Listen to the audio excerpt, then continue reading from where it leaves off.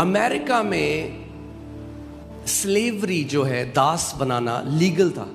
In the US, it was legal to have slaves. Okay. और सो आप देखेंगे Abraham Lincoln जो थे वहां के राष्ट्रपति, उन्होंने एक नई घोषणा निकाली जिसको बोला गया है इमेंसिपेशन प्रोक्लेमेशन.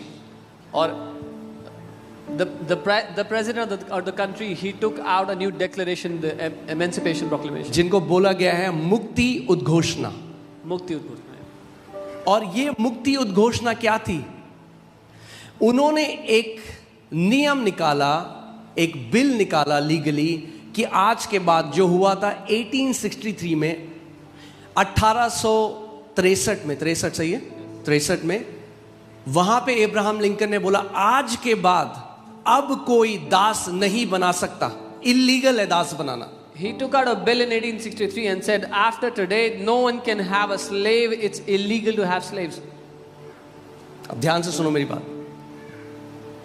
लीगली ये डिक्री निकाल दी गई एक राष्ट्रपति के द्वारा अमेरिका में, जो हाईएस्ट अथॉरिटी है. A president who is the highest authority of the country made a legal decree.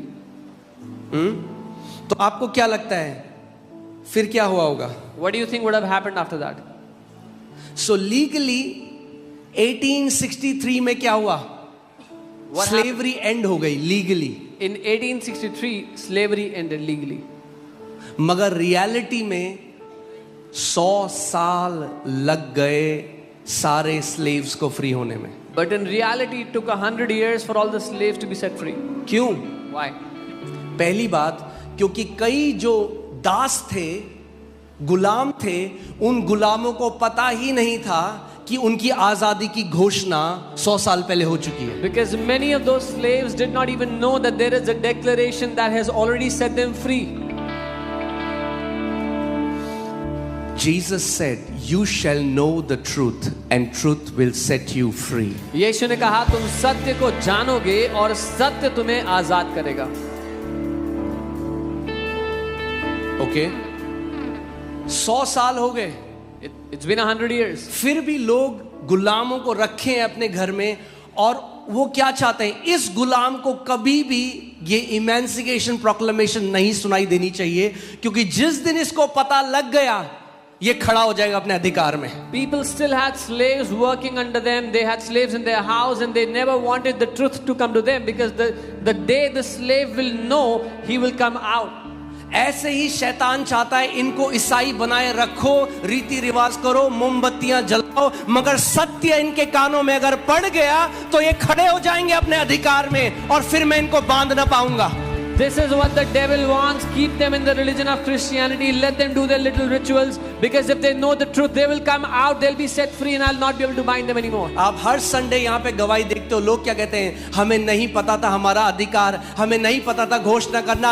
जिस दिन से घोषणा करने लगे, कैंसर चंगे हो गए, दुष्ट आत्मा से आजाद हो गए, अलग अलग बीमारियां चंगी हो गई. क्यों? क्योंकि उन्होंने सत्य को जान लिया है. और यीशु मसीह ने कहा जब तुम सत्य को जान लोगे तो वो तुम्हें हर एक बंधुआई से आजाद कर देगा. You hear testimonies every Sunday in this place how people, when they got to know their authority, they came out of cancers and sicknesses. Jesus said, when you will know the truth will set you free. Amen. तो इसका मतलब आप उतने ही आजाद हो जितने सत्य को आप जानते हो. So that means you're only free to the extent to which you know the truth. उतना नहीं जितना आप गिड़गिड़ाते हो, उतना नहीं जितना आप उपवास करते हो, जितना आप सत्य को जानते हो. Not as much as you beg or you fast, but as much as you know the truth. Hallelujah. तो यानी आपकी दौड़ गिड़गिड़ाना नहीं है, भीख मांगना नहीं है, सत्य को जानना है. So your race is not begging and crying, but to know the truth. और सत्य क्या है? What is the truth? यूहन्ना 17:17 में यीशु मसीह ने कहा, हे पिता, हमें अपने सत्य से शुद्ध कर, तेरा वचन ही सत्य है. John 17:17, Jesus said, sanctify us by your truth. Your word is truth. अपनी बाइबल को ऊपर उठाओ अपने हाथों में. Lift up your Bible in your hands. बोलो, खुदा तेरा वचन सत्य है. Tell him, Lord, your word is the truth. Amen. Hallelujah. So legally 1863 में फ्री हो गए. Legally, they were free in 1863.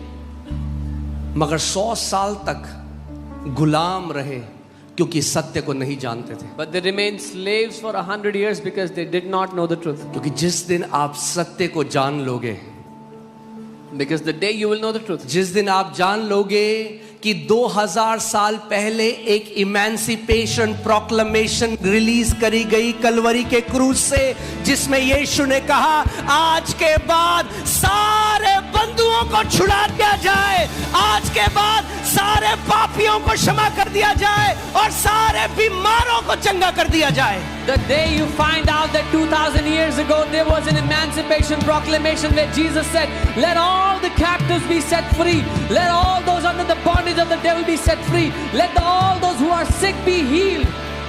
Amen. 2000 साल पहले ये घोषणा कर दी गई हर एक के लिए. This was declared 2000 years ago for each one of us.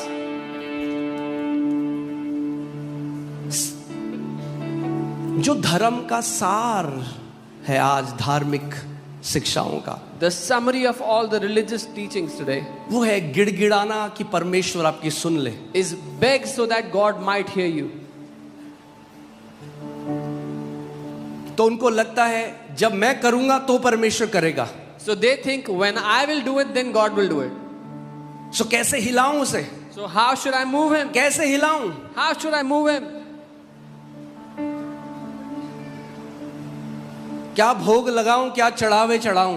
What should I offer to him? How can I appease him? अरे भैया, जिसने करोड़ों सेब केले पूरी पृथ्वी बनाई, क्या चढ़ाओगे उसे, क्या दोगे उसे, The क्या God, दे के मनाओगे उसे. the God who made all the trees, all the fruits, what will you offer him to appease him? हाँ, ये ऐसा है कहना कि महिंद्रा कंपनी वाला है, करोड़ों कारें बिकती हैं उसकी, It's, और मैं बोलूं उसको मेरा काम करा दो, एक महिंद्रा की गाड़ी दूंगा तुम्हें.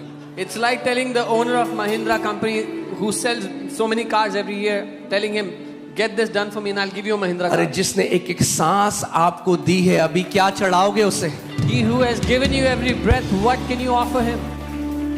अपना जो सारा आपका ध्यान धर्म कर्म के काम करने में है, उसको आज बदल के सत्य को जानने में लगा दो, तो आजादी में जीवन जियोगे, All of जय your- में जीवन जियोगे.